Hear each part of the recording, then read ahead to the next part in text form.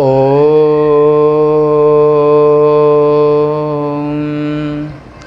भद्रं कर्णेभिः शृणुयाम देवा भद्रं पश्येमाक्षभिर्यजत्राः स्थिरैरङ्गैस्तुष्टुवागुं सस्तनोभिर्यशेम देवहितं यदायुः स्वस्ति न इन्द्रो वृद्धश्रवाः स्वस्ति नः पूषा विश्ववेदाः स्वस्ति नस्तारक्षो अरिष्टनेमिः स्वस्ति न बृहस्पतिर्दधातु ॐ शान्तिः शान्तिः शान्तिः।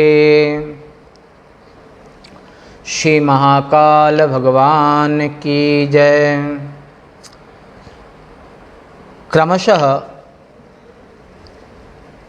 उपनिषद आश्रम उज्जैन से नित्य प्रति उपनिषद प्रस्थान में आज 8/7/2021 में आप श्रवण कर रहे हैं। आज का विषय है प्राण का प्राधान्य बतलाने वाली आख्यायिका। ये जो अथर्ववेद के प्रश्नोपनिषद में आप द्वितीय प्रश्न में श्रवण कर रहे हैं, तो इसका जो सब्जेक्ट माने विषय है वो प्राण की प्रधानता होते हुए और किसी वैदिक कठिन सिद्धांत को सरल करके बताने के लिए आख्यायिका माने उदाहरण दे करके, तो ताकि सहज में साधक के जिज्ञासु के अंतःकरण में वो कठिन विषय भी सहज में प्रकाशित हो सके, इसलिए आख्यायिका के रूप में ये बड़े सिद्धांत को बतलाते हैं। तान वरिष्ठः प्राण उवाच मामोहमापद्य यथा अहम एतत् पंचधा आत्मानं प्रविभज्य एतद्वाणम् अवष्टभ्य विधारयामि इति ते अश्रद्धधाना बभूवुः।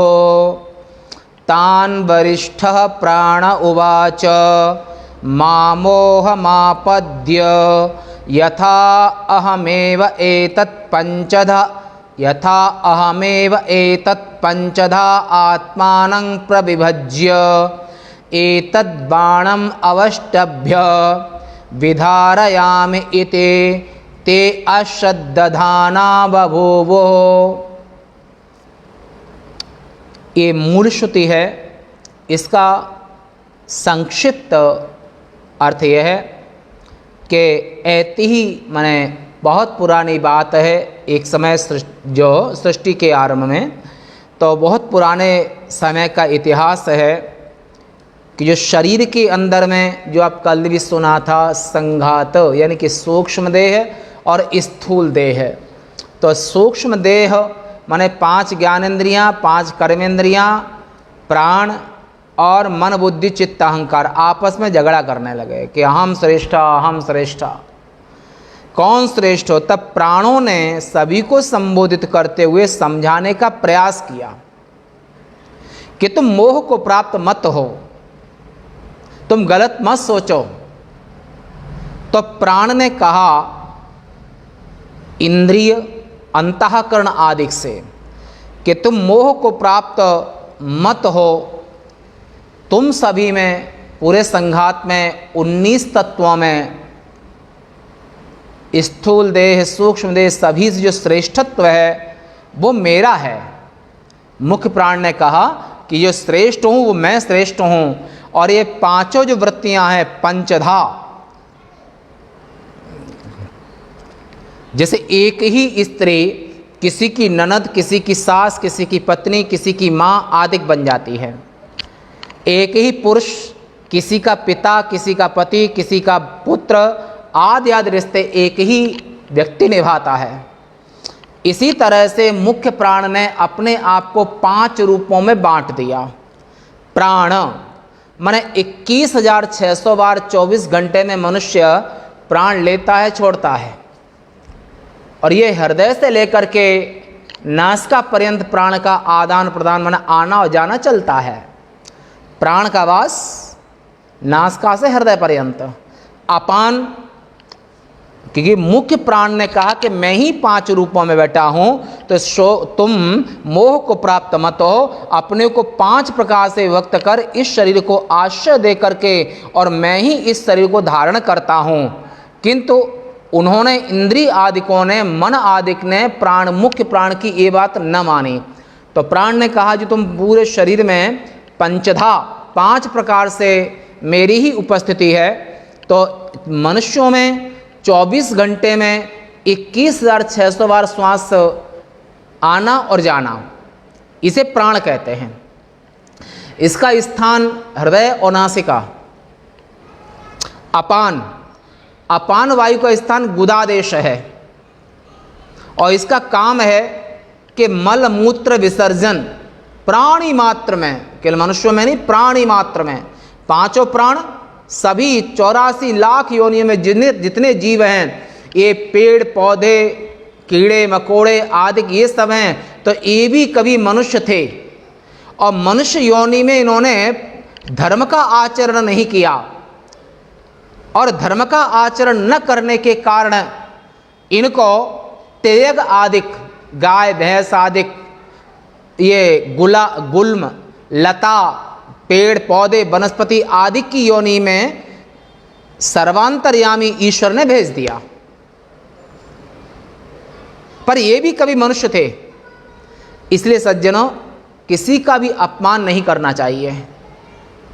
गरीब हो, अमीर हो, मोटा हो, पतला हो, पेड़ हो, पौधा हो, पशु हो, पक्षी हो, सभी सृष्टि में सभी जगह पर अव्यक्त रूप से परमेश्वर ईश्वर की उपस्थिति का दर्शन करना चाहिए। पंडिता समदर्शिना, नित्यानित्य विवेक, नित्यानित्य वस्तु विवेकिनी बुद्धि पंडा, ये श्रीमद् भगवद गीता के संबंध भाष्य में आचार्य शंकर ने वहाँ पर उद्धृत किया, वो वहाँ पर लिखा है कि नित्य और अनित्य का विवेचन करने वाली जो बुद्धि है, इस बुद्धि का नाम पंडा बुद्धि है।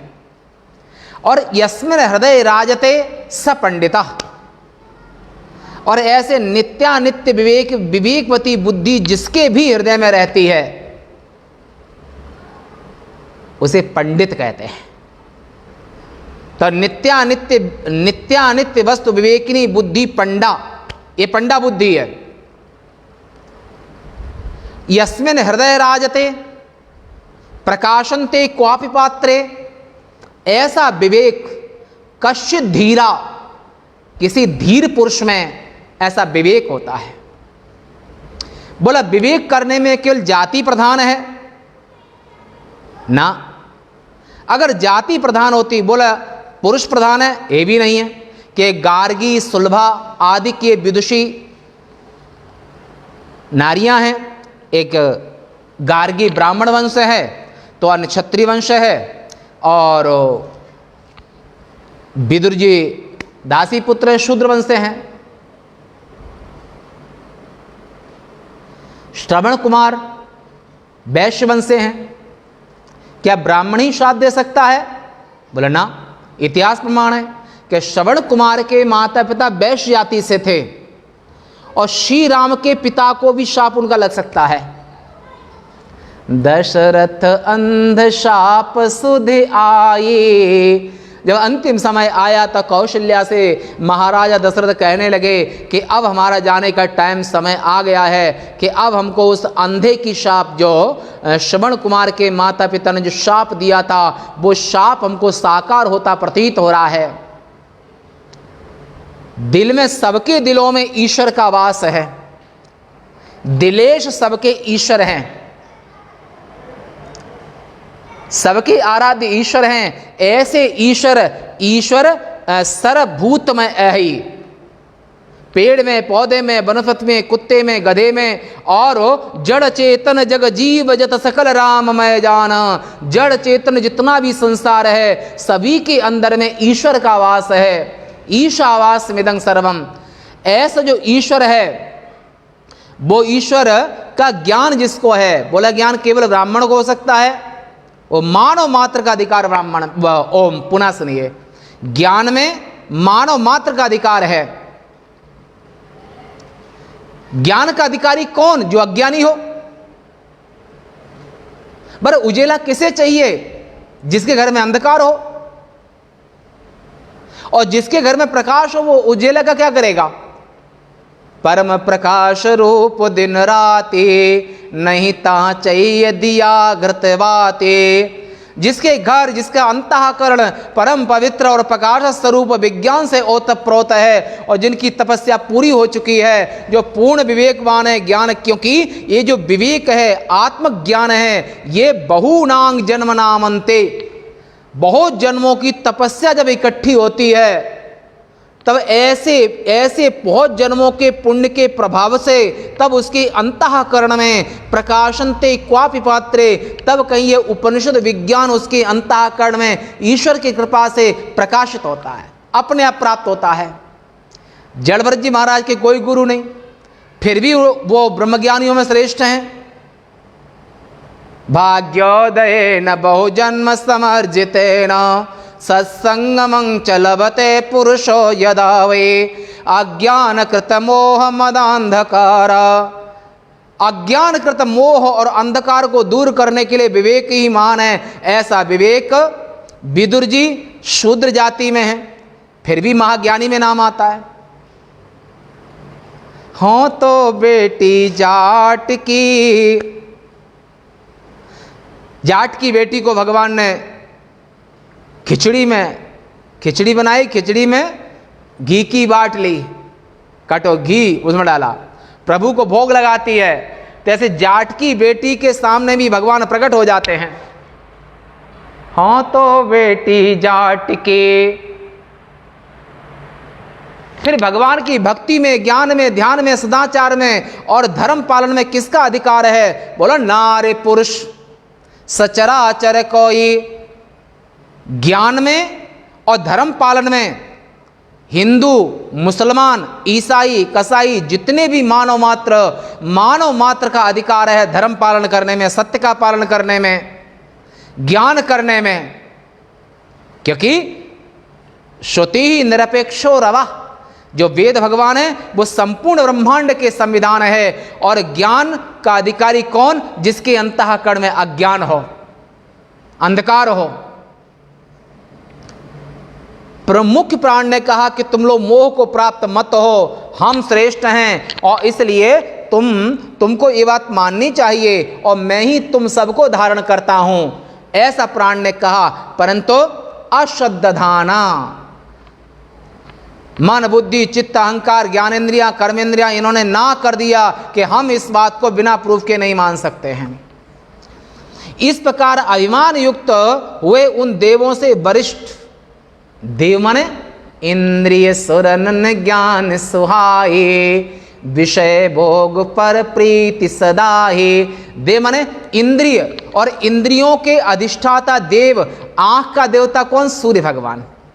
कान के दिशाएं, हाथ के देवराज इंद्र, पैर के 52, उपस्थ के प्रजापति, गुदा के यमराज, मन के चंद्रमा, बुद्धि के बृहस्पति, चित्त के विष्णु भगवान।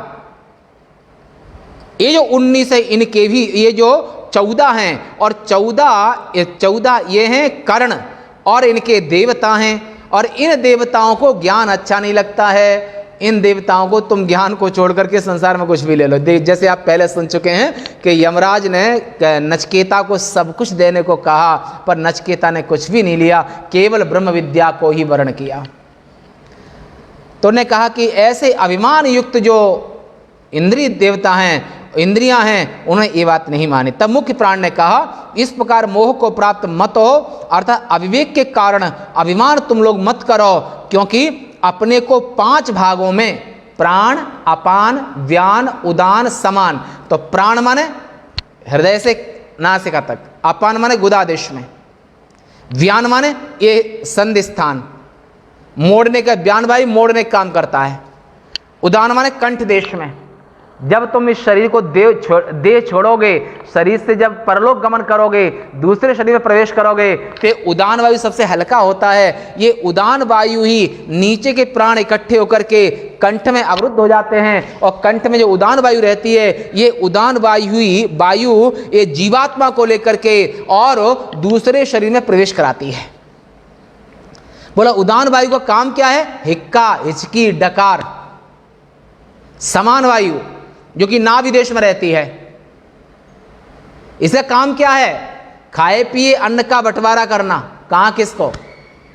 ऐसे प्राण, अपान, व्यान, उदान, समान पांचों मेरी ही वृत्तियां हैं, पांचों मेरे ही रूप हैं, और तैसे जैसे एक माँ बाप के 5 संतान हैं, 6 संतान हैं, तो 6-5 संतानों के रूप में वो माता पिता ही पुत्रश्च में आत्मा, पुत्र के रूप में वो खुद ही पुत्र के रूप में जन्म लेता है पत्नी के गर्भ से, और वो पिता ही पुत्री के रूप में जन्म लेता है।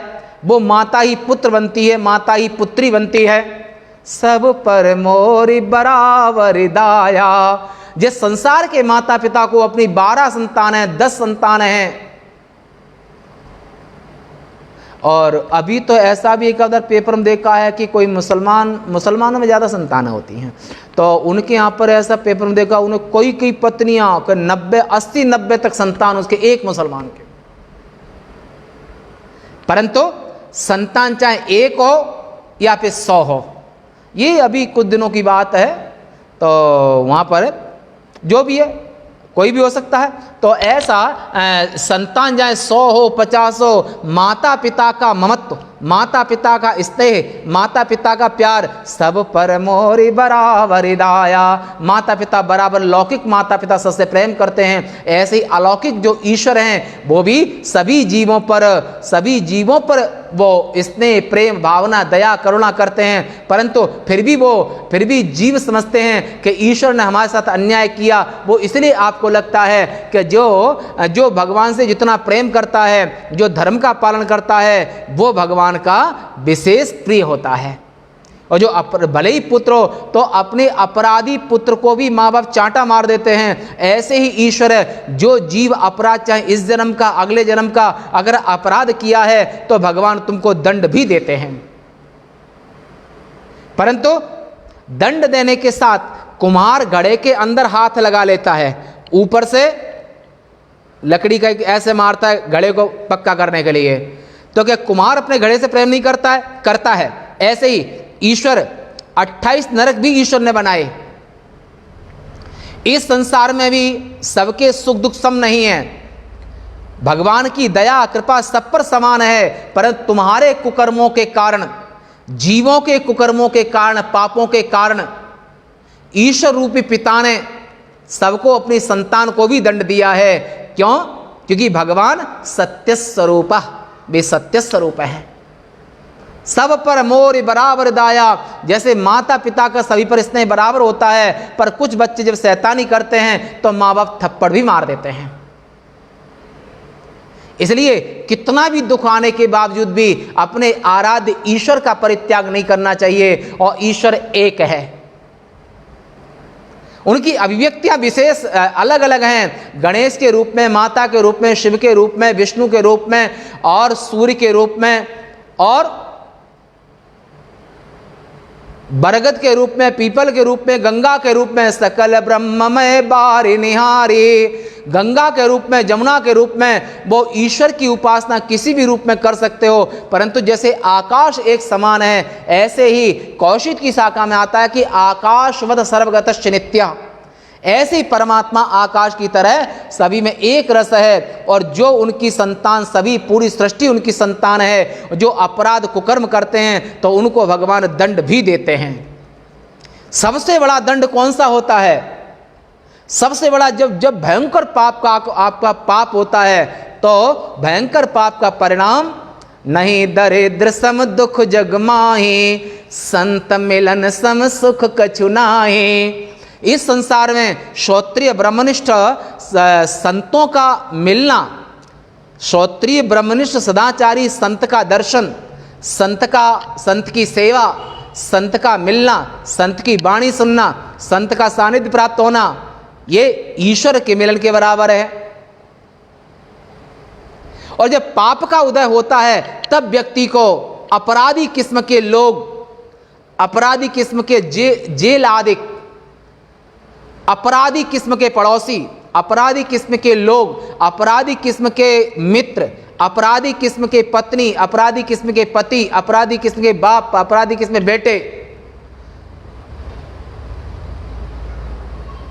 और ये जब पाप का उदय होता है तब मातु मृत्यु पितु समन समाना ताकहो विबुध नदी बैतरणे।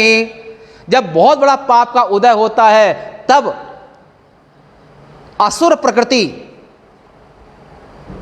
पापियों से मित्रता, पापियों से सन्निधि, ये सब प्राप्त होता है। और जब पुण्योदय होता है तो उस समय पर भगवान और भगवान के संतों का सामीप्य, पड़ोस, सानिध्य, वाणी, ये सब प्राप्त होती है। और ये संसार में पुण्य पाप से ही जीव को सब कुछ प्राप्त होता है। और इस संसार में नाते रिश्ते व्यवहार मात्र हैं, परंतु हर व्यक्ति अपने पुण्य पाप के अनुसार ही उसकी बुद्धि, विद्या, शरीर, तन, मन आदिक और मित्र, दोस्त, दुश्मन, पत्नी, पिता आदिक, ये सब जीव को अपने पूर्व जन्मार्जित पुण्य पाप के प्रभाव से ही मिलते हैं। ऐसे परमेश्वर सर्व जगन्नियंता, सब में एक रस हैं। ऐसे मुख्य प्राण पूरे शरीर में सब जगह मुख्य प्राण ही 5 रूपों में है और शरीर को आश्रय दे करके पूरे शरीर को मुख्य प्राण ही धारण करता है। और इस मुख्य प्राण को ही भगवान ब्रह्म का जो साकार विग्रह है, तो प्राणो ब्रह्म इत्युपासित। बुद्धिमान साधक को प्राण की ब्रह्म रूप से उपासना करना चाहिए। यह सामवेद के छांदोग्य श्रुति में आगे आएगा, वहां पर है कि प्राणो, भगवान का जो कार्य ब्रह्म है उसे प्राण कहते हैं। वो प्राण ऑक्सीजन रूप में, वो प्राण पेड़ में, पौधे में, वनस्पति में, लता में, गुल में, पापी में, पुण्यात्मा में, सभी जगह पर, और प्राण ही इस संपूर्ण ब्रह्मांड को, संपूर्ण शरीर को और प्राण ही धारण करता है। और ये प्राण 5 रूपों में बटा हुआ है। और उसके ऐसा करने, उसको उतनी शंका होती हैं अपने जो एक ही छत के नीचे सोने पर भी पति पत्नी पर नहीं, पत्नी पति पर नहीं, दोनों करवट ले, दोनों जो है एक ही छत के नीचे भी एक दूसरे पर पूरा विश्वास नहीं कर पाते हैं। और यद्यपि विश्वास भगवान का रूप है, पर विश्वास को विवेक की छत्र छाया में करना चाहिए। असुर पर विश्वास नहीं करना चाहिए, झूठे पर विश्वास नहीं करना चाहिए, छल कपट दम्भ विधर्मी पर विश्वास नहीं करना चाहिए। और किसी भी परिस्थिति में स्वधर्मे निधनम श्रेय पर धर्मो भयावह, अपने धर्म का परित्याग, प्राण जाए तो चले जाए, कोई बात नहीं। गीता में यही बात कही गीताकार ने कि अर्जुन, स्वधर्मे, अपने धर्म का पालन करते करते प्राण निकल जाए तो वो भी अच्छा है, पर दूसरे धर्म को स्वीकार करना ये नरकादि में तपाता है। अपने धर्म का परित्याग, दूसरे धर्म में दीक्षित होना और दूसरे धर्म को स्वीकार करना, पर धर्मो भयावह, अपने धर्म में मर जाना भी अच्छा है, पर दूसरे के धर्म में सिंहासन पर आरूढ़ होना भी अच्छा नहीं है। स्वधर्मे निधनम श्रेय पर धर्मो भयावह। इसलिए पहले गुरु गोविंद सिंह के लड़के, गुरु गोविंद सिंह एक से एक महापुरुष हुए हैं, जो आज जो उन्होंने, हिंदुओं ने कभी भी, आज तुम्हारे जो पूर्वज हैं, हिंदुओं के पूर्वज हैं, वो कितने वीर पराक्रमी साहस रहे कि उन्होंने किसी भी परिस्थिति में मृत्यु को स्वीकार कर लिया, परंतु अपने धर्म को, हिंदू धर्म को त्यागा नहीं। कोई डर नहीं, कोई भय नहीं, आप जिनकी संतान हैं। नहीं तो औरंगजेब आदि ने इन्होंने धर्म परिवर्तन में कोई कसर न छोड़ी, परंतु ये जो उनकी निष्ठा है, भगवान के भक्त हैं वे लोग, और भगवान की वाणी को श्रवण करते हैं कि स्वधर्मे निधनम श्रेय पर धर्मो भयावह। अपने धर्म में गुरु गोविंद सिंह के छोटे 2 लड़के चुनवा दिए दीवाल में, इसके बावजूद भी उन्होंने कभी परधर्म माने हिंदू धर्म को त्यागा नहीं, इस्लाम स्वीकार नहीं किया। ये जीवित आत्मा हैं, ये भगवान के भक्त हैं जो अपने धर्म का, अपनी प्रतिज्ञा का, अपने संकल्पों का और अपनी निष्ठा का कभी भी परित्याग नहीं करते हैं। धर्मानुगो गच्छत जीव एक, और धर्म ही अंतिम साथी होता है। और ऐसा उन्होंने, इंद्रियों ने जब अविश्वास किया तो फिर प्राणों ने क्या किया आगे, सो अभिमानात ऊर्ध्वम उत्क्रमते इव तस्मिन् उत्क्रामति तस्मित् उत्क्रामति अथ इतरे सर्वे एव उत्क्रामन्ते तस्मिंश प्रतिष्ठमाने सर्व एव प्रातिष्ठन्ते तद यथा मक्षिका मधुकर राजानम् उत्क्रामन्तं सर्वा एव उत्क्रामन्ते तस्मिंश प्रतिष्ठमाने सर्वा एव प्रातिष्ठन्त एवं वाङ्मनश्चक्षुश्रोत्रं च ते प्रीतः प्राणं स्तुन्वन्ते। तब वह अभिमान पूर्वक मानो ऊपर को उठने लगा, मुख्य प्राण अपनी देह को छोड़कर के प्राण निकलने लगे। जब प्राण निकलने लगे तो उसके ऊपर उठने के साथ ही सब भी उठने लगे, माने इंद्रिय और मन आदि के विकल होने लगे। आप जब प्राण श्वास न ले पाओ तो हार्ट अटैक लोग कह देते हैं। अंदर में श्वास लेने की गति जब रुकती है उसी को हार्ट अटैक बोल देते हैं। श्वास नहीं ले सकते हैं, धमनियों में बसा जम जाती है, धमनियों में कोलेस्ट्रॉल जम जाता है। तो जब श्वास का आना जाना बंद तो ये मन कितना विह्वल होता है, परेशान होता है। इसी तरह जब प्राण निकलने लगे तो ये इंद्रियां और मन आदि का सभी लोग भी निकलने को तैयार हो गए। प्राण के बिना हम नहीं रह सकते। कैसे? एक राशि घोड़ा होता है, कुल का बड़ा असर होता है। कुल का क्वालिटी, क्वांटिटी नहीं, क्वालिटी। ब्राह्मण खून, क्षत्रिय खून, वैश्य खून और अन्य जाति खून का बड़ा असर होता है। जो राशि घोड़ा देशी गाय के, देशी जो गिर गाय है या अथवा जो दूसरी देशी गाय है, देशी गाय के दूध में, घी में वो चीजें होती हैं कि आपको बुढ़ापे तक भी हड्डियां दर्द ना करें। घृतंग बाई आयु। परंतु अन्य जो मिक्सर जर्सी आदि गाय हैं उनके यहाँ, उनके दूध घी आदि खाने से कैंसर भी होता है। ऐसा सुना है, अनुभूति नहीं हमारी, ऐसा सुना है, लोग कहते हैं। क्या सत्य है ईश्वर जाने। तो देशी गाय का दूध घी, गिरवी देशी है, तो ऐसी इनका खाने से तो हड्डियां और इनकी आयु बढ़ती है, स्वास्थ्य। और दूध जहर को मार, जैसे वहां पर जैसे राशि घोड़ा, उसके चारों पैर बांध दो और चारों पैर खूंटे से बांधने के साथ वो ऐसा ऊपर चारों पैर से उछलेगा कि चारों खूंटों को खाड़ लेगा। पर गधे प्रजाति का ऐसा नहीं कर पाएगा, खच्चर नहीं कर पाएगा देशी घोड़े में। ऐसे ही दूध में भी असर होता है। जर्सी का दूध और देशी गाय का दूध, दोनों में अंतर होता है, घी में भी अंतर होता है। इसलिए जो खून का असर होता है, जो बीज होता है, नीम का बीज, बरगद का बीज, और अगर आप वर्ण संकरता कर दोगे तो वर्ण संकरता करने के बाद शुद्ध नीम का बीज कहां से लाओगे? शुद्ध बरगद का बीज कहां से लाओगे? तो इसलिए सरकार का पूरा प्रयास है कि सरकार शुद्ध बीज, चाहे सोयाबीन का हो, चाहे नीम का हो, पीपल का हो, बरगद का हो, चाहे ब्राह्मण बीज हो, क्षत्रिय बीज हो, चाहे वैश्य बीज हो, चाहे शूद्र बीज हो, चाहे जो भी बीज है, उन बीज की रक्षा, अपने अपने बीज की रक्षा हर किसी को धर्म है, रक्षा करने का कर्तव्य है। तो जो बीज की रक्षा हर प्राणी करता है, गिलहरी है, बंदर है। लोग एक सिद्धांत है उसमें कहते हैं मनुष्य बंदर की संतान है, बंदर का परिवर्तित रूप। पर उन मूर्खों, उन नादानों को ये नहीं मालूम अगर सृष्टि के समय बंदर की सृष्टि हुई है तो उस समय पर आज बकरी और मनुष्य उनकी भी सृष्टि हुई है। तो आप बंदर से मनुष्य की सृष्टि मान रहे हैं, परंतु मनुष्य से बंदर की सृष्टि मानने में उनके हार्ट अटैक होने लगता है, क्योंकि कलयुग के प्रभाव से, तमोगुण ज्यादा होने के नाते से सत्य को असत्य मानते हैं, असत्य को सत्य मानते हैं। तो यहां पर सबसे पहले ब्रह्मा जी ने मनुष्य को पैदा किया और संपूर्ण सृष्टि को पैदा किया। ऋतंग सत्यं चाविधा तपसोद्य जायत ततो रात्र जायत तथा समुद्रो अर्णवः यथा पूर्व कल्पयत। ब्रह्मा ने संकल्प किया जैसे पहले सृष्टि थी ऐसी सृष्टि दोबारा हो जावे, तो उसमें कौन पहले कौन बाद। सृष्टि है तो संपूर्ण सृष्टि में, इसलिए वहां पर जो बीज है और उस बीज के अनुसार ही पौधा होता है, गुणधर्म होता है, और तीखा और मीठा फल होता है।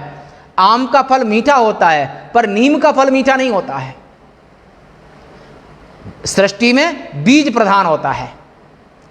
भूमि एक समान है पर भूमि में आप जो बीज डालोगे उस बीज की प्रधानता होती है, वंश बीज का चलता है। तो यहां पर जब ये मुख्य प्राण उठने लगे तो सभी उठने लगे, सभी परेशान हो गए। कैसे? मधुमक्खी होती है तो मधुमक्खी में एक राजा मधुमक्खी होती है, रानी। तो जब अगर वो उड़ गई तो पूरी मधुमक्खियां उसके पीछे चलती हैं, वो बैठ गई तो वो भी। ऐसे ही मुख्य प्राण राजा है और मुख्य प्राण के निकलने के बाद इस शरीर शव हो जाता है और उसके बैठ जाने पर सभी बैठ जाती हैं मधुमक्खियां। और उसी प्रकार वाक माने वाणी, मन, आंख और श्रोत्र आदि भी प्राण के साथ उठते हैं और प्रतिष्ठित होने लगे। तब वे संतुष्ट होकर प्राण की स्तुति करने लगे। सभी इंद्रियों ने, मन ने, सबने प्राण को ही श्रेष्ठ माना। प्राण की अश्रद्धालुता के देखकर क्रोधवश निरपेक्ष होकर के अभिमान पूर्वक मानव ऊपर को उठने लगा प्राण। और उसके ऊपर उठने पर जो कुछ हुआ उसे दृष्टांत से आगे हम स्पष्ट करते हैं। उसके ऊपर उठने के अनंतर ही चक्षु आदि माने श्रोत्र, त्वचा, चक्षु, जिह्वा, घ्राण, बाक, पाण, पाद, उपस्थ और गुदा, मन, बुद्धि, चित्त, अहंकार, ये सब भी उत्क्रमण करने यानी कि उठने लगे। उस प्राण के ही स्थित होने माने चुप होने पर यानी उत्क्रमण न करने पर वे सभी शरीर में स्थित हो गए, माने चुपचाप अपने अपने गोलकों में बैठ गए। जैसे इस लोक में मधुमक्खियां अपने सरदार मधुकर राज के उठने के साथ ही सबके सब उठ जाती हैं और उसके बैठने पर सबके सब बैठ जाती हैं, जैसा यह दृष्टांत है वैसे ही प्राण मधुकर राज के समान हैं और मनादिक अन्य मक्खियों के समान हैं। तो बाक, मन, चक्षु, श्रोत्रादि भी ये सब ऐसे ही हैं। तब वे बागाद अपने अविश्वास को छोड़ करके और हाथ जोड़कर प्राणों की स्तुति करने लगे कि प्राण, मुख्य प्राण से कहा कि हम सब इंद्रियों में, अंतःकरण में, हे मुख्य प्राण आप ही श्रेष्ठ हैं। जब आप गहरी नींद में सोते हैं तो गहरी नींद में कर्मेंद्रियां ज्ञानेंद्रियों में, ज्ञानेंद्रियां अंतःकरण मन के साथ एक होती हैं और मन बुद्धि के साथ एक हो जाता है और बुद्धि प्राण के साथ एक होकर के और गहरी नींद में आप रात्रि में सो जाते हैं। ये सभी कर्ण प्राणों के साथ एक होकर के शयन करते हैं, अपने कर्मानुसार फिर उठते हैं। किस प्रकार स्तुति करने लगे आगे कहते हैं, एषो अग्निस्तपते एष सूर्यः एष पर्जन्यो मघवान एष वायो एष पृथ्वीरैरेव देवः एष पृथ्वीरयि देवा सद असच्च अमृतं च यत। यह प्राण अग्नि होकर तपता है। जो मुख्य प्राण है यही सूर्य है, जो मुख्य प्राण है यही अग्नि है और जो मुख्य प्राण होकर जो मुख्य प्राण है वो अग्नि होकर के तपता है, यह सूर्य है मुख्य प्राण। यह मुख्य प्राण मेघ है, यही इंद्र है और यही मुख्य प्राण ही वायु है। यह देव ही पृथ्वी, रई और जो कुछ भी सत असत ब्रह्मांड में जो दिखाई दे रहा है वो प्राणो ब्रह्म, माने ब्रह्म का कार्य ब्रह्म के रूप में, माने प्राण ब्रह्म का कार्य ब्रह्म स्वरूप है, माने साकार रूप है।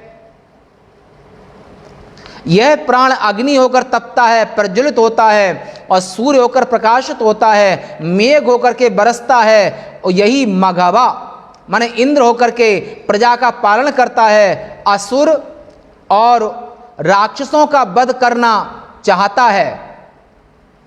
यही आवह प्रवह आदि भेदों वाला वायु है। 49 मेघ 49 पवन, 49 मेघ 49 पवन के रूप में भी माने आवह प्रवाह आदि रूपों में भी प्राण ही है। अधिक क्या यह देव ही पृथ्वी का रूप है, प्राण ही पृथ्वी है, और यही प्राण ही चंद्रमा है। और इस रूप से संपूर्ण जगत का धारक पोषक भगवान विष्णु का रूप भी प्राण ही है। धारक पोषक सत स्थूल असत सूक्ष्म, देवताओं की स्थिति के कारण अमृत भी यह है। ये बात आपने इसलिए आगे उपनिषदों में आप सुनेंगे कि प्राणो माता प्राणो पिता प्राणो स्वस्त्री, स्वस्त्री बहन, प्राण ही माता है, प्राण ही पिता है, प्राण ही बहन है, प्राण ही भाई है, प्राण ही दोस्त। और ये सभी रूपों में जब प्राण निकल जाते हैं तो शरीर तो वहीं पड़ा है, पर भार्या बिभ्यतस्मिन् काये, जो जीवन भर सहधर्मिणी होकर के रही है, जीवन भर साथ निभाया है, वो पत्नी, पति के जब प्राण निकल जाते हैं तो अपने पति के मुर्दे देह से पत्नी भी डरती है, भय खाती है। तो आखिर पत्नी का जो पति कौन था? प्राण ही था। प्राण निकल गया, पत्नी रुदन करने लगी, भाई रुदन करने लगा, सभी रोने लगे। तो प्राण ही कर विलाप सब रोवे रानी, विरह विपत्ति नहीं जाए बखाने, दुसह विपत्ति नहीं जाए बखाने। सुन, और अवध में जब दशरथ जी के प्राण निकले, सुन विलाप दुख हु दुख लागा, धीरज हु कर धीरज भागा। जब दशरथ जी के प्राण निकल गए तो पूरे अवध में इतना रुदन तो दुख भी रोने लगा। तो संपूर्ण संसार में जितने भी संबंध हमारे तुम्हारे नेह नाते आदिक, माता पिता भाई बंधु, वो सब अगर संसार में कोई किसी से प्रेम करता है तो प्राण से प्रेम करता है। और प्राण कौन है? प्राणो ब्रह्म, प्राण ब्रह्म का साकार रूप है। ये आज यहीं तक शेष वार्ता, कल